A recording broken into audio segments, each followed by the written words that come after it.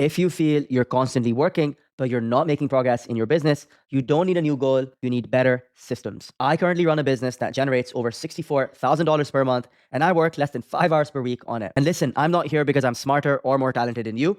I'm here because I've built daily foolproof systems that deliver actual results in my life. In this video, I'll talk about what a real system is, how to build systems for your business, how to improve your systems, and then how to identify and fix when a system in your business is broken. Let's start with system, right? So what is a system? I've got a diagram here. A system is where you have to put some inputs. The inputs go through a process, and then at the outside of it, you get an output, right? So very simple example here. Let's say you run an online business, right? And the output that you want is a sale, right? So the inputs from your end will be a YouTube video, a LinkedIn post, an Instagram reel. Those are the inputs, right? The process then will be how you convert that attention into a sale, right? So that would be either DMing them, booking them in for a sales call, taking the sales call, and then collecting the first payment or the deposit, right? That's the process. And the output is you get a client and then they pay you a monthly retainer or whatever, right?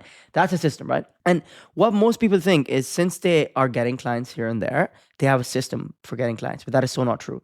You only have a system for getting clients if your system is repeatable and someone other than you can jump in, follow that exact process, and get the same outcome. That's when it is a system. And the whole purpose of a system is to remove the need for you to think. If you have to think about how to execute a task, it's not a system. You are doing it on the fly, and then your business is at risk, right? And the reason why systems are important is because systems, they remove the need to think and remove the need to solve a problem, right? Think of your brain as a water tank, right? And you have this much water every day, right? And the water, in this case, is your ability to solve problems, right? And for every problem you solve, the water goes down. If you're kind of using your water tank on problems which are like, oh, how do I make an Instagram reel, right? Or how do I, like, basic stuff that should be systemized, you will not be left with any water in your tank to spend energy on big problems, such as, let's say, your marketing is not getting qualified leads, or you don't know who to hire next. You have 4 applications and you should have gotten at least 50 job applications for a job you're hiring for, right? So it's super important to systemize anything and everything in your business so that you remove the need to think and you can just follow a checklist, right? That's basically what it is. The checklist is a step-by-step process. Everything in your brain, once documented, it becomes a system as long as you can repeat it, refine it, and make it very clear, right? And systems are everywhere, right? For example, if you want to go from where you are to the office, right? Now, you get dressed, right? You put your bag on and you leave the house. Now you can Uber. That's a system that's pre-built. You can get in the Uber, not think about anything, and then you can close your eyes and 99% of cases you will get to your destination at the kind of ETA they give you, right? Or you can hop in a bus or a train if you're in Europe and you can get to your destination, right? That's a system built by capitalist market, Uber, or the government, which is buses and trains, right? And basically, these are the 4 components, right? There's inputs, there's processes, and there's outputs, right? And your goal as the founder is to be the chief system officer. And what that means is you should be building systems always, and you should be refining them and then delegating them. That's kind of phase 1, right? And then the next phase will be basically then hiring people who build and refine systems, right? But you're probably at the stage where you haven't even built good systems in, but a system is nothing fancy. It's just documenting what you do already, right? So next, we have an example of a system, right? I think I've given the example, but another example is getting a qualified lead for a coaching program, right? So you need to have a system, like basically your system to get leads, whether it's paid ads or organic, needs to be documented. And it needs to be documented in such a flawless way, as I said, that someone else could jump in, follow it, and get the desired outcome, which is a sale, right? Last thing is stop thinking of systems as documents and start mapping them out. And this is the input, which is, let's say, YouTube video. And then at the end of it, we have sale. Now, in between this, you will have sales call. Then you have, they probably don't book, they don't buy. So then you follow up. And then you have another call, sales call 2. Then you collect a deposit. And then you have another follow up. And then basically you have the sale, right? So now you want to map this out, right? Like this. And whatever is repeatable and whatever happens the most in your business, that is your system. And once you've mapped it out, it'll be so much easier to build a system, because then you realize, oh, okay, for the YouTube video, I take these steps, right? And then for the sales call, I take these steps. I have this script. For the follow-up, I send this message at this time, right? For the second follow-up, I send this message. For the second sales call, I say this on the call. And that's pretty much what it is, right? It's basically just mapping it out and just having a kind of a guide or checklist for each bit of your business. Hope that makes sense. Okay, now let's talk about how to build systems, right? So you need to first like map your business in 4 functions, and I break my business down this way, which is marketing. You start with marketing, you get attention, you sell, you convert the attention. Operations, which is delivery, right? You deliver on the product you sell. And then finances, you just track your profitability and make sure that you are getting the most profits for out of each customer, maximizing LTV, right? And maintaining cash flow as well, because cash is more important than in revenue, right?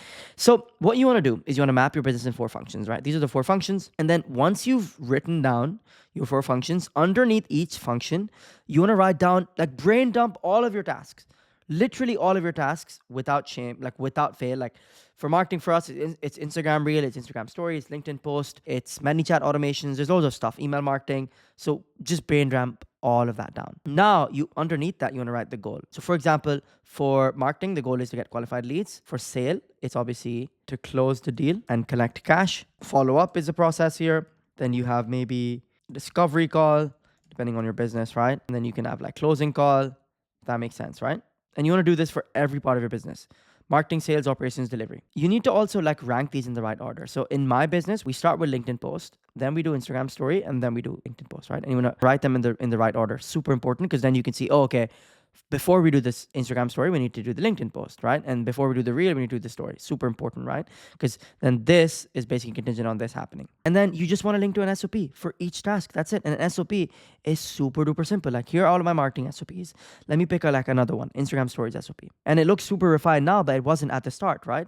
You just start with like, what are the logical steps that go in your head? And you just brain dump them down. Fetch the assets, you craft a hook, you pick a freebie, because we give away freebies to lead magnets, write a CTA, assemble the story, enable the ManyChat automation, sense check the story, and upload the story on the drive. And you need to understand that when you build systems, they won't be perfect. But that's why you improve your systems. But if you don't start, you'll never be able to improve. You just need to start. Link them all here.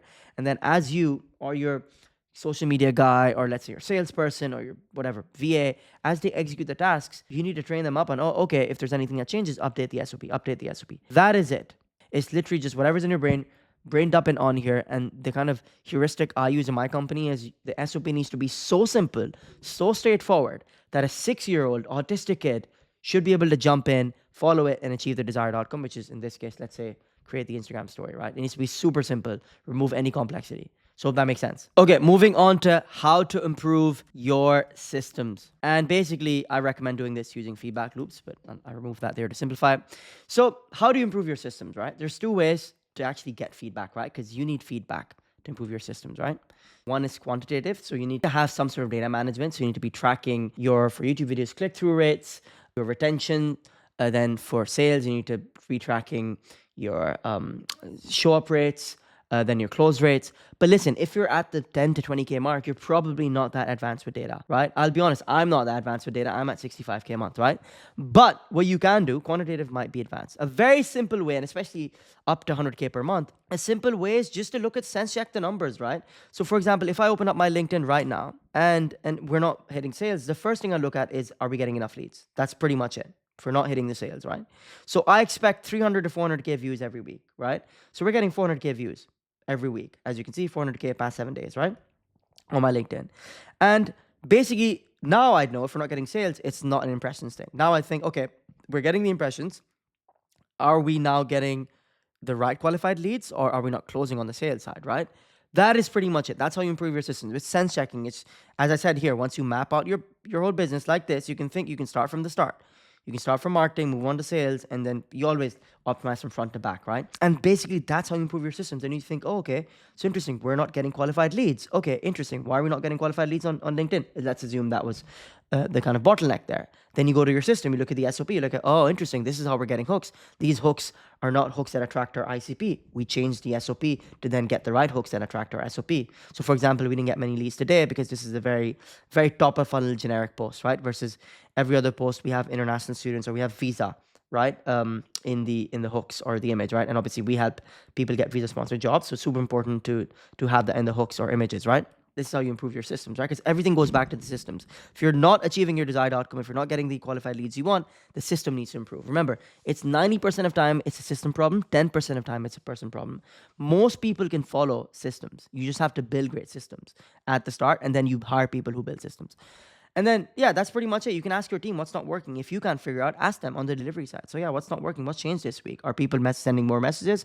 Are we not getting back? And then, usually, if you dig deep enough, you'll get an answer, right? And then, listen, whilst trying to improve your systems, you will run into constraints. So, a constraint basically is, think of it as a blocker, it's in the way of you achieving your goals. So, if you have a constraint, it basically means that a constraint usually causes a system to break because you're not achieving your desired outcome, right? If your desired outcome is, let's say, 500K impressions, then my system is not working, right? To hit 500K impressions. And that means my system is broken. That broken system is caused by constraint. So you need to ask yourself, okay, if I want to achieve 500K impressions, what is going to stop me? And usually what's going to stop you is going to be the constraint, right? So, and blockages could be, okay, sometimes it's not a marketing blockage, it's just a sales blockage. Oh, I only have one sales guy in my team. We won't be able to take that many calls. That means your constraint is you don't have enough closers, you don't have salespeople. Or it could be, oh, we won't be able to fulfill. We won't have enough customer service managers. That means your delivery department is your constraint. Your constraint is not having enough client success managers. Or it could be, okay, if your goal is to hit, let's say, 100K per month and you're stuck at 30K per month, and we ask you, okay, what's stopping you from hitting 100K per month, right? There's many answers. One could be not enough leads, but one could be, okay, we used to hit 100K per month, but not anymore because clients aren't staying that much. That means retention is your constraint, right? The thing is, you need to be very careful about defining your constraint. But the point is, you can even describe your constraint as the incorrect constraint. But as long as you solve that constraint, you might not move as fast as you want to, but you still will move ahead in the direction you want to, right? And the key thing with constraints is, even if you identify the wrong constraint, that's fine, because I've identified the wrong constraints 100 times in my business. But the thing is, you want to pick one constraint at a time, quickly, because when you pick one at a time, you can solve it fast. That way, if you're solving the wrong thing, you can solve it, let's say, in 24 hours, and you can move on to the next. Eventually, then, by day 5, I'll then get to the right constraint. So it's super important to always pick one constraint at a time. You might have 10 constraints, but pick your number one constraint, prioritize, right? Now you have identified literally what the constraint is that's causing the system to break. How do you solve it? So your job as the founder, if you're watching this, or if you're the CEO or COO high up in management, you need to micromanage the solution. So Elon Musk is notoriously super hands-off. He delegates stuff, he doesn't care about it. But the number one constraint, whatever the number one blocker is, he's called as a chief problem officer. Elon Musk does 1 week Tesla, 1 week SpaceX, and then every week he comes in, he understands, okay, what's the number one problem in the business? And then he micromanages the problem. He doesn't go speak to director of engineering, who then manages the engineering managers. He goes directly and works with the most junior software engineers and ask, okay, what's the constraint here? Why is this not working? What's stopping us here? Why can we not do this? And he micromanages the fuck out of it. And that's what you need to do. Once you've identified your constraint and you identify that your system is broken, you shouldn't do anything else until that constraint or until that system is solved. And you've solved that constraint and that system is not broken anymore. Your job is to look at your business as a pipe flowing with water through, right? Maybe I can draw here with my dodgy drawing, but think of it like this, right? You have this is a pipe, right? And then you have water flowing through, right? So you have water flowing through like this. Whatever the water stops, let's say the water stops here, right? Or the constraint could be here, the constraint could be here. Whatever the water stops is basically your constraint. So, for example, if you're aiming to get 500K views, but you're getting 200K impressions, that is one constraint, right? If you're looking to close at 40%, but you are basically closing at 30%, right? Versus here, 250K. Like, it's pretty obvious what the constraint here is. You are now here literally half off your goal here, versus here, you're only like, whatever, 33% off. So this is your constraint, right? So whatever is the biggest constraint is what you need to solve. And basically what you have to do is look at the data. You don't need a fancy data manager. You can sense check the data, right? You can track your close rates by, like, let's say you have 10 calls a day. You used to close four, now you're closing 3. Pretty obvious that, like, your close rate has gone down from 40 to 30%, right? Pretty much you can look at the data and look at the amount of impressions or signups, and then you could basically figure out, okay, this is the constraint. Now, once you've identified the constraint, then you micromanage until you get back to 500K impressions instead of 250K impressions. Hope that makes sense. My drawing is super dodgy, but that is pretty much it. And business will stay hard until you build systems like this, where everything is mapped out and you can identify whatever the blocker is here in the pipe and then go and solve it and then update the SOP, the system, so that doesn't happen again. That's your job as a founder. Hope that helps, and subscribe for more.